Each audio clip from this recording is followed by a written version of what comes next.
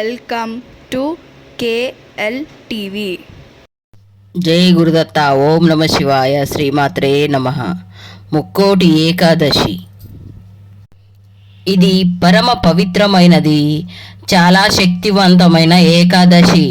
ఈరోజు మనం మర్చిపోకుండా ఈ 2 వస్తువులని మనం ఇంటికి తెచ్చుకుంటే రాబోయే కొత్త సంవత్సరంలో కనక వర్షం కురుస్తుంది. అంతేకాకుండా మీ సుడి యొక్క తిరిగి 7 తరాలకు తరగని సిరి అన్నది వచ్చి పడుతుంది. ముక్కోటి ఏకాదశి మంగళవారం రోజున దీనినే వైకుంఠి ఏకాదశి అని అంటారు. ఈ ఏకాదశి వచ్చిన రోజున ఈ వీడియో చూసిన ఈ వస్తువులని మీ ఇంటికి తెచ్చుకున్న కోటి జన్మల పుణ్యం లభించి మీరు కోటీశ్వరులుగా మారిపోతారు. ఈ ముక్కోటి ఏకాదశి రోజుడు వైకుంఠ ద్వారాలు తెరుచుకుంటాయి. ఆ రోజున స్వామివారిని దర్శించుకుంటే ముక్తి ప్రాప్తిస్తుందని వేద పండితులు చెబుతున్నారు. ముక్కోటి ఏకాదశి నాడు 33 కోట్ల దేవతలు వైకుంఠానికి చేరుకొని శ్రీ మహావిష్ణువుని దర్శించుకుంటారు.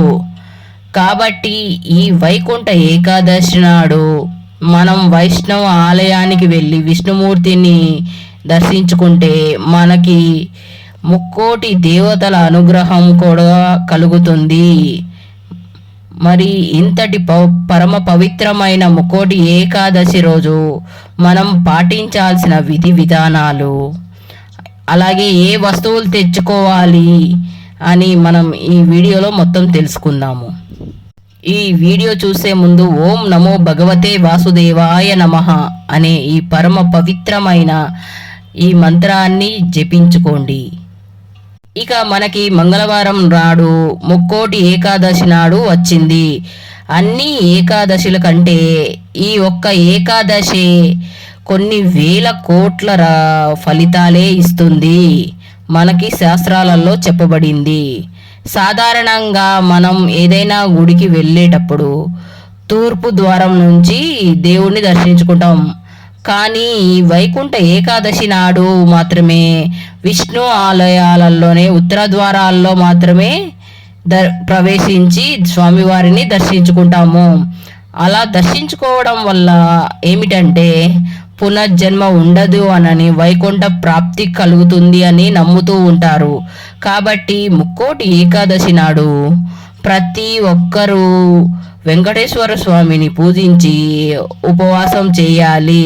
ఇలా చేస్తే నూతన సంవత్సరం నుండి అంతా మంచి జరుగుతుంది. స్వామివారి యొక్క అనుగ్రహం కలుగుతుంది. స్వామివారి యొక్క ఆశీస్సులతోటి కొత్త సంవత్సరం అంతా కలిసి వస్తుంది. కాబట్టి మీరు ఖచ్చితంగా వెంకటేశ్వర స్వామిని పూజించడం, ఇంట్లో ఉపవాసం ఉండడం, పిండి దీపారాధన చేసుకోవడం, నియమ నిష్టలతోటి స్వామివారిని పూజించడం చేయడం చాలా మంచిది. అంటే ఈ ఒక్క ఏకాదశి తిథి రోజున ఉపవాసం ఉండలేము అనుకున్న వారు, ఉండలేని పరిస్థితి ఉంటే ఉల్లి వెల్లుల్లికి దూరంగా ఉండండి. ఉపవాసం ఉంటే కటికి ఉపవాసం ఉండండి. కటిక ఉపవాసం చెయ్యాలని శాస్త్రాలలో ఎక్కడా లేదు. అంటే పాలు పళ్ళ రసాలు తీసుకుంటూ ఉపవాసం చేస్తూ ఉండాలి. భక్తి భావంతో ఉండాలి. మన మనసంతా ఆ భగవంతుని పైన లగ్నమై ఉండాలి. అలా ఉంటే ఆ ఉపవాసం చేసిన పుణ్యమంతా మనకి లభిస్తుంది. కాబట్టి ఇలా ఉపవాసం ఉండండి. ఇలాంటి గొప్ప ఏకాదశి రోజున స్నానం చేసేటప్పుడు నీళ్ళల్లో కొంచెం పసుపును వేసుకొని స్నానం చేయండి. అలాగే వెంకటేశ్వర స్వామిని తులసిమాలతో పాటి పిండి దీపం పెట్టి ధూపదీప నైవేద్యాలతోటి పూజించి తులసి కోటని కూడా పూజించండి. ఇక ఈ ముక్కోటి ఏకాదశి నాడు మీరు ముఖ్యంగా గుర్తు పెట్టుకోవాల్సిన వస్తువుల్లో పసుపు పొడి మొదటిది. పసుపు చాలా మంగళకరమైనది, చాలా శుభకరమైనది. పసుపు ఏంటంటే శుభాలని సూచిస్తుంది, అద్భుతమైన ఫలితాలని మనకు తెచ్చిపెడుతుంది. పసుపు దైవానికి అంకితం చేయబడింది. కాబట్టి మేము చెప్తున్న వస్తువులలో అన్నీ తెచ్చుకోవాల్సిన అవసరం లేదు. అందులో నుంచి మీకు అవసరమైన ఒక 2 వస్తువులు తెచ్చుకుంటే సరిపోతుంది. అలాగే మీకు నచ్చిన వస్తువులు కూడా తెచ్చుకోవచ్చు. ఈ ఏకాదశి మంగళవారం నాడు వచ్చింది కాబట్టి ఇలా కొన్ని వస్తువులు ఇంటికి తెచ్చుకోవడం వల్ల మీకు అద్భుతమైన ఫలితాలు కలుగుతాయి. కాబట్టి కొన్ని వస్తువులకి పవర్ ఎక్కువగా ఉంటుంది. ఆ వస్తువులు ఏంటంటే మన జీవితాన్ని మారుస్తాయి, మనకున్న ఇబ్బందుల్ని తొలగించి మంచి జరగడానికి మనకి ఉంటుంది. ముఖ్యంగా గుర్తుపెట్టుకోండి, ముక్కోటి ఏకాదశి రోజు పసుపు మాత్రం తప్పక తెచ్చుకోండి. పసుపు ఇంటికి తెచ్చుకుంటే మంచి జరుగుతుంది, మంచి ఫలితాలు కూడా ఉంటుంది. అందుకే మర్చిపోకుండా ఈరోజు ఒక చిన్న ప్యాకెట్ పసుపు ప్యాకెట్ తెచ్చుకోండి. చిన్న ప్యాకెట్, మామూలుగా ఒక 10 రూపాయలు పెట్టినా మనకి చిన్న పసుపు ప్యాకెట్ వస్తుంది. అలా తెచ్చుకొని పూజ గదిలో పెట్టుకోండి. ఆ పసుపుతోనే భగవంతుణ్ణి పూజించండి, వెంకటేశ్వర స్వామిని తదితర దేవతల్ని పూజించండి. పసుపుతోటి మనం బొట్లు పెట్టుకుంటాం కదా, గుమ్మాల దగ్గర కూడా పసుపు రాస్తాం, గుమ్మాలను కూడా చక్కగా అలంకరించుకుంటాము. ఇంట్లో బీరువా పైన కూడా స్వస్తిక్ గుర్తు వేసుకుంటాము. పసుపుని పూజ కోసం ఉపయోగించడం ఇలా చేస్తూ ఉంటాము. కాబట్టి పసుపుని ఇంటికి తెచ్చుకోండి. పసుపుతోటి దురదృష్టం తొలగిపోయి అదృష్టం కలిసి వచ్చి ఏది కోరుకుంటే అది మీకు జరుగుతుంది. కాబట్టి ఖచ్చితంగా పసుపుని మీ ఇంటికి తెచ్చుకోండి.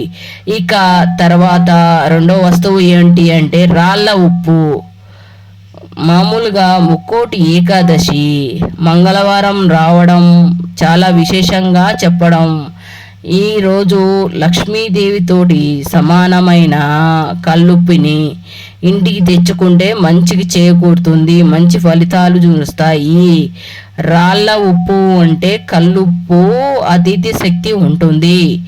రాళ్ళ ఉప్పుని ఇంటికి తెచ్చుకోవడం వల్ల మన జీవితం మారిపోతుంది. మనకి అదృష్టం ఏమిటంటే మామూలుగా ఉండదండి. కల్లుప్పును తెచ్చుకోవడం వల్ల సాక్షాత్ మా లక్ష్మీదేవినే మన ఇంట్లో తిష్ట వేసుకొని కూర్చుంటుంది, మనకి కావాల్సిన ఐశ్వర్యాన్ని మనకి ఇస్తుంది అని పురాణ గ్రంథాలలో కూడా చెప్పబడింది. ఖచ్చితంగా ఉప్పునైతే తెచ్చుకోండి. అలా తెచ్చుకొని పూజ గదిలో పెట్టండి. కొద్దిసేపు తర్వాత ఆ ఉప్పుని తర్వాత బయటికి తీసుకొచ్చుకొని మీరు వంటల్లో ఉపయోగించుకోవచ్చు. అమ్మవారి ముంగట పెట్టిన ఉప్పుని. ఇవాళ ముక్కోటి ఏకాదశి కాబట్టి ఉప్పుతోటి పరిహారాలు కూడా చేయవచ్చు. ఒక గాజు బౌల్లో ఉప్పు పోసి పసుపు కుంకుమ వేసి మీ బీరువా కింద పెట్టండి. తద్వారా మీ ఇంట్లో ఉన్న నకారకరమ శక్తులన్నీ, దుష్ట శక్తులన్నీ ఆ ఉప్పు లాగేసుకుంటుంది. అలాగే మంగళవారం నాడు సాయంత్రం సంధ్య వేళలో ఉప్పుతో దిష్టి తీసుకోవడం వల్ల మంచి రిజల్ట్ వస్తుంది. ఉప్పుతోటి ఏ పరిహారం చేసినా కూడా మనకి మంచి రిజల్ట్ వస్తుంది. కాబట్టి మనం ఉప్పు ప్యాకెట్ ఖచ్చితంగా తీసుకొచ్చుకోవాలి. ఇక ఆ తర్వాత వస్తువు ఏమిటంటే యాలకులు. యాలకులు అంటే లక్ష్మీ కారకము. యాలకులు అత్యంత శక్తివంతమైనవి. వీటితో చేసే పరిహారాలు చక్కగా సిద్ధిస్తాయి, వీటితో చేసే పరిహారాలన్నీ. అలాగే ఒక చిన్న ప్యాకెట్ కూడా యాలకుల్ని ఈరోజు తెచ్చుకోండి. ముక్కోటి ఏకాదశి రోజున యాలకులు తెచ్చుకోవడం వల్ల మీకు అదృష్టం పడుతుంది. ఇవి ధనాన్ని ఆకర్షిస్తాయి. ఇవి వెంకటేశ్వర స్వామికి, లక్ష్మీదేవికి, ప్రతి ఒక్క దైవ కార్యానికి యాలకులు చాలా అదృష్టం తీసుకొని వస్తాయి. ప్రతి పూజలో యాలకుల్ని ఉపయోగిస్తారు. మీరు డబ్బులు లేకుండా, ధనం లేకుండా బాధపడుతూ ఉంటారు కదా, అట్లాంటి వాళ్ళు తప్పకుండా యాలకులు తెచ్చుకోండి మీ ఇంటికి. యాలకుల్ని ఇంటికి తెచ్చిన తర్వాత మనము దీపం పెడతాం కదా, పిండి దీపం పెట్టిన తర్వాత ఒక 2 యాలక్కాయలను తీసుకొని చేతిలో పట్టుకొని ధన ద్వారాలు తెరుచుకోవాలని, ఆర్థిక బాధలన్నీ తొలగిపోయి బాగా కలిసి రావాలని సంకల్పం చెప్పుకొని ఆ దీపంలో వేసి కాల్చండి, దీపం వెలిగించండి. ఆ దీపం కొండెక్కిన తర్వాత ఆ యాలకలను తీసి ఒక చెట్టు మొదట్లో వేయండి. అలా చేసినా మీకు మంచి ఫలితాలు వస్తాయి. ఈరోజు ఖచ్చితంగా యాలకులు తెచ్చుకోండి. ఇక తర్వాత వస్తువు ఏమిటంటే బెల్లం కానీ పంచదార కానీ ఇంటికి తెచ్చుకోండి. బెల్లం చెప్పాలి అంటే భగవంతునికి చేరే వస్తువు. పంచదార, బెల్లం దేవునికి 2 ఒక్కటే. ఈ రెండిట్లలో ఏది మీకు ఉపయోగపడుతుందో, బెల్లం కానీ పంచదార కానీ ఏవి ఉపయోగపడతాయో అవి తెచ్చుకోండి. అలా తెచ్చిన బెల్లాన్ని కానీ చక్కెర కానీ లక్ష్మీదేవి ముంగట పెట్టండి కొద్దిసేపు మీ పూజా మందిరంలో. బెల్లంతో బియ్యం పిండి కలిపి ఆవుకు తినిపించండి.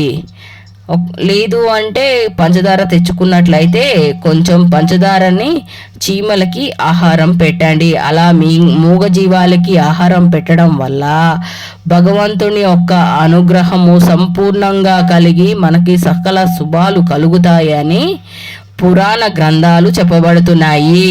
కాబట్టి బెల్లం కానీ పంచదార కానీ ఈ రెండిట్లలో ఏదైనా ఒక్కటి తెచ్చుకుంటే సరిపోతుంది. ఆ తర్వాత మనం ఇప్పుడు చెప్పబోయేది ఏంటంటే లక్ష్మీ కారకమైన వస్తువులు, పరమ పవిత్రమైన వస్తువులు, అలాగే మంగళకరమైన వస్తువులు. గోమతి చక్రాలు, గురిగింజ గింజలు, తామర పుష్పాలు, చిట్టి గాజులు, లక్ష్మీ గవ్వలు. ఇందులో నుంచి ఏవైనా ఒక్కటి కానీ తెచ్చుకోవచ్చు. ఇందులో నుంచి 2 వస్తువులైనా తెచ్చుకోవచ్చు. అది మీ ఇష్టము. కాబట్టి ఏవైనా మీకు నచ్చిన 2 వస్తువులు తెచ్చుకోండి. 5 గురుగింజ గింజలు కానీ లేదంటే ఒక 5 గోమతి చక్రాలు కానీ ఏవి తెచ్చుకున్నా కానీ 5 తెచ్చుకోండి. ఇవి కూడా మనకి దురదృష్టాన్ని తొలగించి అదృష్టాన్ని ఇస్తాయి. అందుకే వీటిల్లో 2 వస్తువులు తెచ్చుకోండి. పైన చెప్పిన పంచదార, యాలకులు ఇవన్నీ కూడా మేము తెచ్చుకోలేము, ఉప్పు కూడా తెచ్చుకోలేము అనుకునే వాళ్ళు డైరెక్ట్గా లక్ష్మీకారకమైన వస్తువులు తెచ్చుకోవడం వల్ల, ఆ వస్తువులు తెచ్చుకోవడం వల్ల కూడా మీకు లక్ష్మీ అనుగ్రహము కలుగుతుంది. సకల శుభాలు కూడా చేకూరుతాయి. అద్భుతమైన ఫలితాలు కూడా కలుగుతాయి. ఆ వస్తువు కూడా మీకు ఇంటికి లక్ష్మి కలిసి వస్తుంది. ఏవి తెచ్చుకున్నా కూడా ముందుగా పూజ గదిలో కొద్దిసేపు పెట్టి ఆ వస్తువుని తర్వాత మీ ఇంట్లో యూజ్ చేసుకోవచ్చు. డైరెక్ట్గా ఉపయోగించుకోకూడదు. పూజ గదిలో కొద్దిసేపు పెట్టి ఆ తర్వాత మీరు ఎలా ఉపయోగించుకుంటారో అలా ఉపయోగించుకుంటే సరిపోతుంది. ఇక తర్వాత ముక్కోటి ఏకాదశి రోజు తెచ్చుకోవాల్సిన ముఖ్యమైన వస్తువు ఏమిటంటే పచ్చకర్పూరము. పచ్చకర్పూరము వెంకటేశ్వర స్వామికి చాలా ఇష్టము. పచ్చకర్పూరం ఇంటికి తెచ్చుకుంటే చాలా మంచిది. ఈరోజు పచ్చకర్పూరం తెచ్చుకోవడం వల్ల మనకి విపరీతమైన రాజయోగం పడుతుంది, దాని దైవానుగ్రహం కలుగుతుంది. కాబట్టి పచ్చకర్పూరం ఇంటికి తెచ్చుకోకండి. అలా తెచ్చుకొని ఈరోజు మీరు కంపల్సరిగా గుర్తుపెట్టుకోండి, పచ్చకర్పూరంతోనే స్వామివారికి హారతిని ఇవ్వండి. అలా ఇస్తే పూజ సంపూర్ణంగా స్వామివారు తీసుకొని కావాల్సినంత ఐశ్వర్యాన్ని మీకు అందచేస్తాడు. పచ్చకర్పూరం మీరు తెచ్చుకోగలుగుతాము అనుకున్న వాళ్ళు తెచ్చుకోండి. ఒకవేళ మేము తెచ్చుకోలేము అనుకున్నప్పుడు నార్మల్గా పచ్చకర్పూరాన్ని స్కిప్ చేసేసి, అంటే పక్కకు పెట్టేసి, మామూలుగా దొరికే కర్పూరం, ముద్ద కర్పూరాన్ని కూడా తెచ్చుకోవచ్చు. కానీ పచ్చకర్పూరం తెచ్చుకుంటే చాలా మంచిది. అలా కర్పూరం తెచ్చుకొని లక్ష్మీదేవి పటం ముందు, వెంకటేశ్వర స్వామి పటం ముందు పెట్టి దాన్ని పూజించుకొని దాంట్లో నుంచి కొంచెం తీసుకొని మీ పర్సులో పెట్టుకుంటే నిరంతరం డబ్బు సమస్య ఉంటుంది కదా, ఆ సమస్యల నుంచి బయటపడే అవకాశాలు ఉంటాయి. కర్పూరంతో ఇలా చేయండి. ఇలా చేసి చక్కగా వెంకటేశ్వర స్వామి అనుగ్రహాన్ని పొందండి. అలాగే విష్ణుమూర్తి అనుగ్రహాన్ని కూడా పొందండి. ఇది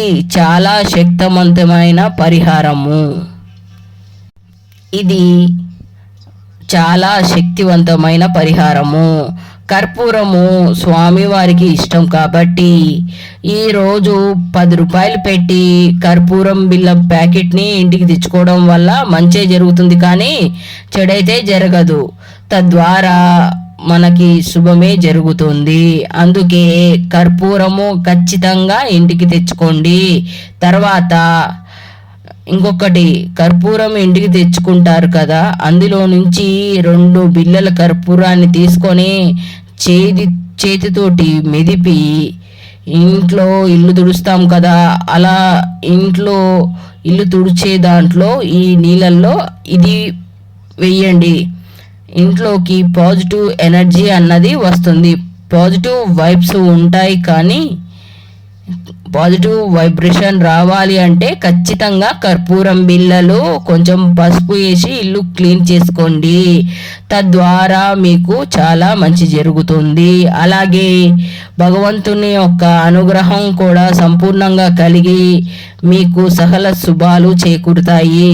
అలాగే 2 కర్పూరం బిళ్ళలు తీసుకొని మీరు బీరువాలో డబ్బులు దాస్తూ ఉంటారు కదా, డబ్బు, బంగారం, కీలక పత్రాలు పెడుతూ ఉంటారు కదా, అక్కడ ఆ ప్రదేశంలో ఈ 2 కర్పూర బిళ్ళలని చేతితో మెదిపిన పొడి ఉంటుంది కదా, ఆ పొడిని బీరువాలో చల్లండి. మనము చెప్పాలి అంటే బంగారం దాచే చోట మనము పొడి చేసి చల్లడం వల్ల మంచి ఫలితాలు ఉంటాయి. మంచి ఫలితాలు చూసే అవకాశం ఉంటుంది. మీరు గుర్తు పెట్టుకోండి. ఇలా బీరువాలో మొత్తం చల్లండి. అలా చల్లడం వల్ల మంచి సువాసనని ఎగజల్లుతూ ఉంటుంది. ఎక్కడైతే మంచి వాసన ఉంటుందో అక్కడ లక్ష్మీదేవి స్థిరంగా ఉండడానికి అవకాశం ఉంటుంది. అక్కడ లక్ష్మీదేవి తిష్ట వేసుకొని కూర్చుంటుంది అని పురాణ గ్రంథాల్లో చెప్పబడింది. కాబట్టి బీరువాలో ఇది చల్లండి. అలాగే కర్పూరాన్ని ఇంటి హాల్లో పెడితే మీకున్న నెగిటివ్ మొత్తం తగ్గిపోతుంది. మన ఇంటికి మంచివారు చెడ్డవారు వస్తూ ఉంటారు.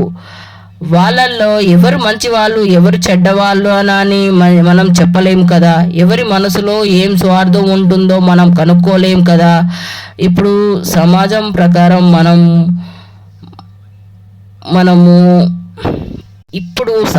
ప్రకారం మనం కనుక్కుంటే ప్రతి ఒక్కరు కూడా మనం బాగుండకూడదు అని, మనం మాత్రమే బాగుండాలి, మన కడుపు మాత్రమే నిండాలి అనే సమాజం అనేది ఇది. లోకులు అలా అయిపోయిండ్రు. మీరు ఏంటంటే ఇరుగు పొరుగు వారు వస్తూ ఉంటారు, పోతూ ఉంటారు, కొంతమంది దిష్టి పెడుతూ ఉంటారు. అలాగే మరి కొంతమంది వల్లనే ఇబ్బంది ఉంటుంది. కొంతమంది వల్ల చెడు కూడా ఇంట్లోకి ప్రవేశిస్తుంది. అలా ప్రవేశించకుండా ఉండాలి అంటే ఒక 3 కర్పూర బిళ్ళల్ని హాల్లోనే పెట్టండి. అలా పెట్టి ఉంచితే అవి వాటిని నెగిటివ్ ఎనర్జీ మాత్రం గుంజుకుంటాయి. మన ఇంట్లో పాజిటివ్ ఎనర్జీని హాల్లో విండో దగ్గర కానీ హాల్లో కానీ ఎక్కడైనా టీవీ దగ్గర కానీ ఎక్కడైనా పెట్టుకోవచ్చు. అలాగే ఇంట్లో క్లీన్ చేసేటప్పుడు కర్పూరంతో క్లీన్ చేయండి. అంటే ఇల్లు తుడిచే వాటర్లో ఆ కర్పూరం బిళ్ళలు నలిపి వేయాలి. మనకి అలాగే శరీర బాధలు ఏవైనా ఉంటే 2 కర్పూరం బిళ్ళలు స్నానం చేసే నీళ్ళల్లో వేసి మెత్తగా మెదిపి ఆ నీళ్ళతోటి స్నానం చేస్తే మంచి ఫలితం వస్తుంది. అలాగే మంచి రిజల్ట్ చూసే అవకాశం ఎక్కువగా ఉంటాయి. కాబట్టి కర్పూరంతో మేము చెప్పిన చిన్న చిన్న సలహాలు చేసుకుంటే చాలా మంచి జరుగుతుంది. మీకంతా శుభమే జరుగుతుంది. కర్పూరమే కదా అని చిన్న చూపు చూస్తే దీనివల్ల ఏం జరుగుతుంది, దీనివల్ల ఏం ఫలితం వస్తుంది అని అనుకుంటే మాత్రం మీరు పొరపాటే. కర్పూరం వల్ల చాలా ఫలితాలే ఉంటాయి. ఒక్కసారి మేము చెప్పిన పరిహారాలని మీరు ప్రయత్నించండి, మీకే అర్థమవుతుంది. జై గురు చూసిండ్రు కదండి. జై గురుదత్త. ఓం నమ శివాయ. శ్రీమాత్రే నమః. లైక్ చేయండి, subscribe. Thank you. If you like this video, please like, share, subscribe. Thank you very much for watch this video.